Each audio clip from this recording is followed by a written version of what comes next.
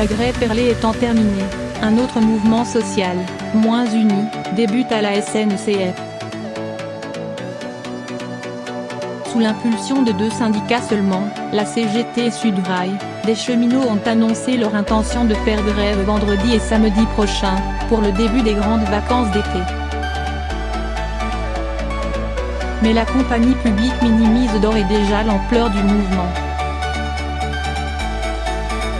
Selon Rachel Picard, la directrice générale de SNCF Voyage citée lundi par le quotidien Les Échos, entre 80% et 100% du trafic TGV selon les lignes sera ainsi assuré. C'est la première fois qu'un mouvement social s'attaque au départ en vacances et prend le risque de perturber un certain nombre de congés, déplore cette responsable.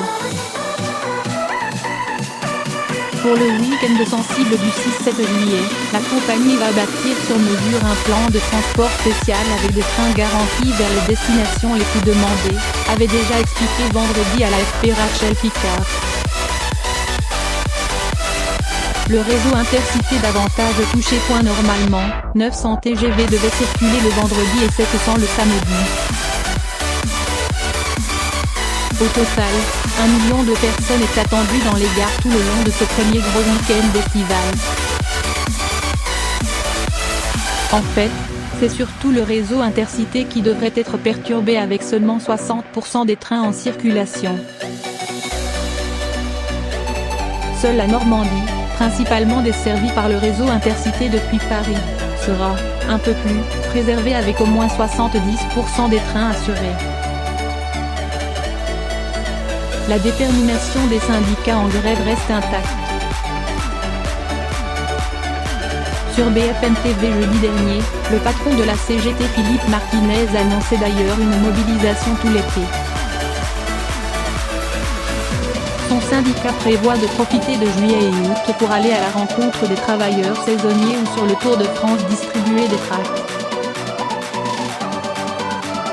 Le responsable indiquait jeudi ne pas savoir si d'autres jours de grève pourraient être programmés à la SNCF pendant l'été, ce sera aux cheminots de décider, mais il était convaincu que le mécontentement sera encore plus fort à la rentrée. Interrogé sur la volonté de la CGT et de Sudrail de prolonger leur mouvement pendant l'été, Rachel Picard avait évoqué vendredi à l'AFP la détermination de la compagnie ferroviaire. S'ils continuent, nous continuerons nos dispositifs.